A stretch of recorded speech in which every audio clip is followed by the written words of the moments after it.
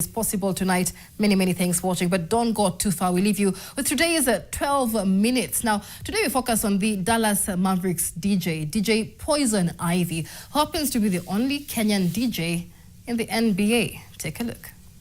I'm positioned just outside the Chase Center. Now, this is a sports facility that is the home of the Golden State Warriors. Now, this, of course, is a venue that will be hosting the 2025 NBA All-Star Weekend. And the focus on 12 minutes tonight is on a very unique individual. Now, her name is Ivy Winfrey. Now, she's a Kenyan DJ who has, of course, been the official DJ of the Dallas Mavericks. Now, she has actually DJed in some of the All-Star weekends, and she'll be reflecting on her journey from Kenya all the way to the United States, being the DJ of the Dallas Mavericks, as well as a transition from being a DJ and empowering through sports.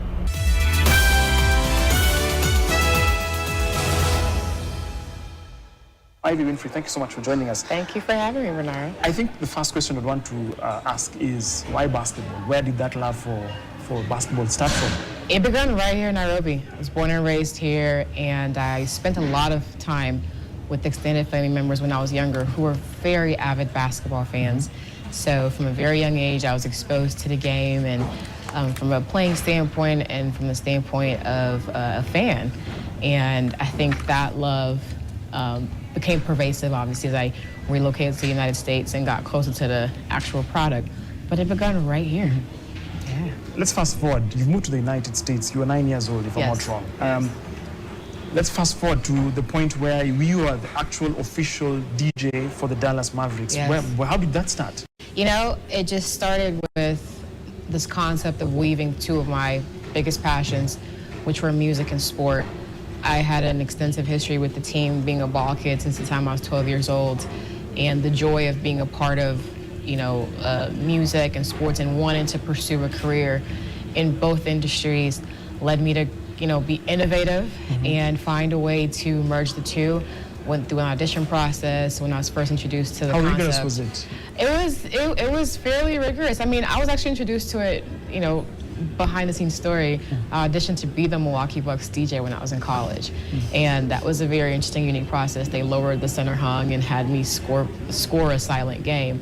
But fast forward to me moving back to Dallas, that wasn't even an audition process. That was me walking into a building and saying, I know what to do here. I've done it before.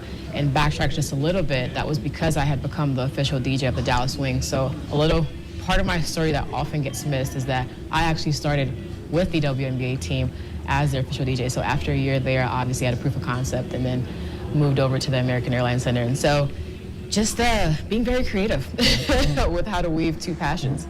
So tell us, when you moved to the Dallas Mavericks, of course that's a significant change. How was it for you being involved in such a big basketball club?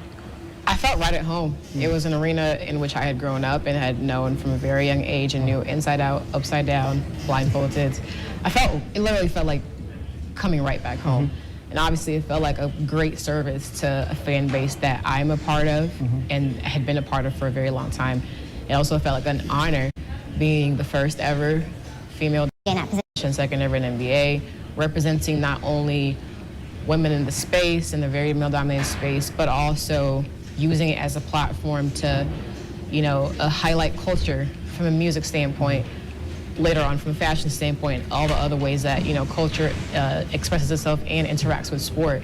So it just felt like an incredibly huge platform that I was blessed with and a duty to a lot of people around the world. So got to do a lot of cool things, introduce global music, would be reggaeton, later on Afrobeats, African music, African sounds. As a host, obviously using the fashion component as a way to not only express myself, but highlight again the intersectionality of sport and culture. The two are inseparable. How was it for you, the first game that you actually DJed? How was it for you feeling like, I'm a lady from Nairobi, Kenya. I'm here at the Dallas Mavericks. This is the first game. I'm providing the ambience. Not even gonna lie to you. I felt like, give me the reins, let me go. I think that music and sound is such an integral part of our day-to-day that we sometimes don't understand how much it drives emotion. And I felt like I've always said I'm the sixth man of the team, or whatever you're gonna put me on a roster. I feel like in that role, I was equally a contributor to the on-court product as anybody playing. I know it sounds crazy, but that's just how I really felt.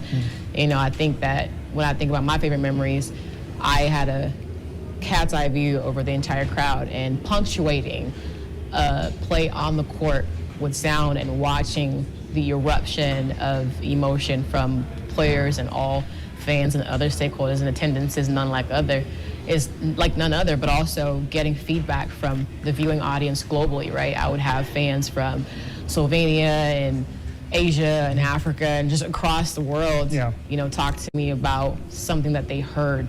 So it really made me realize my power. Yeah. Help us understand the role specifically of on-court DJ. What happens? For example, we have the All-Star Weekend coming up. Yes. You've been the DJ at the All-Star Weekend. Yes. Help us understand exactly what you do during that particular point in time, during the game. Yeah, certainly. Well, in my particular role, personally, I was one of maybe 3 sound directors. So I typically use the word DJ because it's the most understood way of, seeing what providing music. However, in that role, I really functioned as a sound director. Think of somebody scoring a movie. So I would be responsible for the sonic cues from the time the door opened to the time the door closed. So that would be warm-up music. Every sound signifies, just like lights, a change and a transition in content or games are productions ultimately. They're huge productions. And so I would be at the helm of sonic cues that would help indicate ship from ship. So I would select all the songs, all the sounds, I would cue them in game. So both on offense and defense during gameplay and not in gameplay. And so ultimately, again, it's a really deep component into the production because I think a few years ago, the New York Knicks tried that grand experiment where they had a silent game and couldn't make it past a half, right? So you imagine take away all the sound in a game and all you hear is, what would you hear, But I kind of help tie everything together through music and sound. And that's like for how long? Just give us a sense of how many hours, like for a game, for example, All-Star Weekend? Yes. That would be like how long? Yeah, certainly. Game day, All-Star Weekend, any production, your call time is 2 to 3 hours prior to the game. So 7:30 start to walk in the building about 3:30, 4:30, and you're probably one of the last people to leave. So 7:30, 10:30. So about 6, 7. Using social media to view or upload content can use up to 1 gigabyte of data in just 1 hour. Why? That you can't anticipate. You can only script the production. This is a live production. You can only script it so much. So you have to prepare for the unknown. And obviously, I think that's what made me great at what I did, is just anticipating any and every possible thing that can happen and prepare a sonic react to it. Right. Help us understand how big the All-Star Weekend is. How many All-Star Weekends have you been? 6. Okay. Officially part of 6 as a DJ and a host. So I have actually programmed every single element at All-Star Weekend. I was the first female DJ to DJ an All-Star game in LA. It's a huge production, and it has unique ties to my current place of employment now with Dallas Mavericks. Rick Welts, our new governor, was the brainchild behind the original All-Star Weekend. So for it to shift in format for the first time in 74 years is proof to something that was extremely long-standing. And look, it is the convergence of all things that sports are: culture, fan engagement, and economic empowerment to whichever community and or city that hosts it, right? So for a weekend, a huge number of people are descending on a city to witness the best of the best that the NBA has to offer on the court, but also how it intersects with, again, culture and entertainment, fan engagement. You're seeing Kevin Hart as an MC for this year's game. And over the years, as the creator economy has evolved, and the product has become more popular digitally, you're seeing all the integrations of all things culture into the game. So it's a great place for brands to activate a lot of value, a lot of advertising value. So it's equal parts entertainment, equal parts economic efficiency, and it's something very special to witness. I'm so excited for you to go see it. So obviously in the Bay, the host team typically has duties in terms of creating and curating all the experiences around it. Also how it interacts with the local economy and the local city. There's a huge East Asian population in the Bay. There will be a lot of Lunar New Year celebrations happening concurrently. And again, it's just something really fun in a way to kind of take a break away from the season. Just witness what the best of what the league has to offer. Right. Yeah. So you're obviously Kenyan. I You have am. Kenyan roots. Yes. You're a trailblazer in what you were doing, and now you're transitioning to something else. Tell us about this new journey, Yeah. this new path that you're exploring. Because Yeah. you're no longer being known as Poison Ivy. Yes.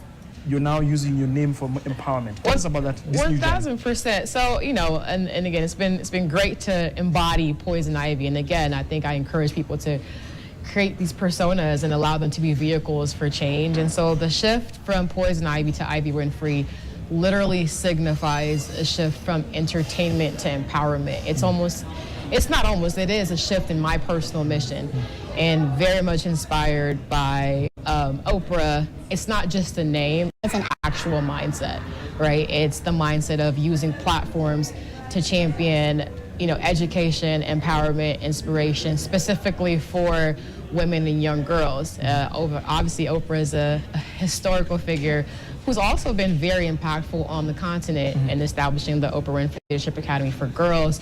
So I thought that as I shifted, and as I evolved from one stage of my life into another, I would use this label and persona and brand change to really signify what it is that I'm truly about now. Okay. Yeah. So what are you doing in Kenya specifically? What are some of the projects that you're working on in Kenya to empower? Because I'm assuming it's empowering women, and especially through sports, because you have a sporting background to some extent. Yeah, certainly. And I think that it's really important for me to be on ground and really talk about the power of sports, not only as a personal development tool, but as a social and economical development tool as well, right? So I'm actually here, and I spoke at where we met at the National Olympic Committee of Kenya's Gender Conference, which is a platform to really talk about the development, the championship, and sustainability of women in sports, not only on the court and as athletes, but also as executives and decision makers as well. So it was a great platform to be able to come on ground. I think there's power in someone being able to see you and touch you and understand that where you come from and your story of origin matters.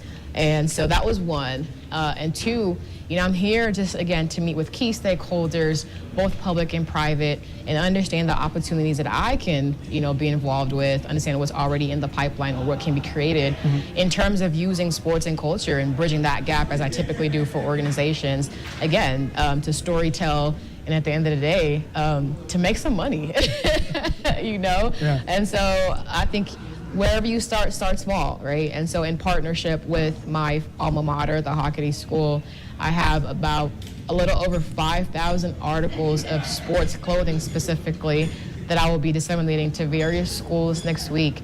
And again, it's not about how you start, it's about just starting. So I think that being able to provide the youth in the country with tools to be able to allow them to keep active in sports. A lot of us know that sports kept us in school, right?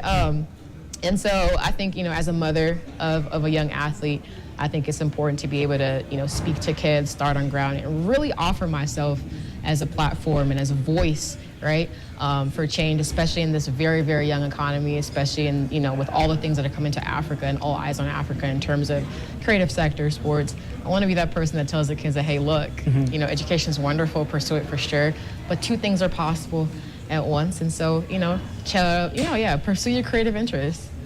Finally, I know you're involved with the BAL to some extent. Tell us about that arrangement. The BAL is a great product here on the continent, right? It's the ability for players to know that prior to getting to the NBA, there's this vehicle, right, that they can use to get there. So it's the NBA's fifth active league. Shout out to Nairobi City Thunder, who have qualified for this season of the BAL. So for the first time, the country of Kenya will have representation as part of the BAL. I actually sound directed the inaugural season of the BAL that took place in Kigali in the bubble format. But it's been great to see that 5 seasons in, the product is moving to new markets. It's expanding in fan base. It helps further my 2-bag philosophy, right? Like 2 things are possible at once. You can have aspirations of playing in the NBA, but you can have aspirations for playing locally or playing in the BAL and use that as a vehicle, to get where you need to go. So I'm excited for it, and may the best team win.